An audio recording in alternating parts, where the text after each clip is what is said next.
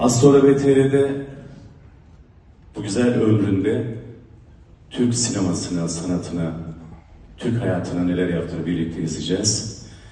Sizlere bu törenimize geçmeden önce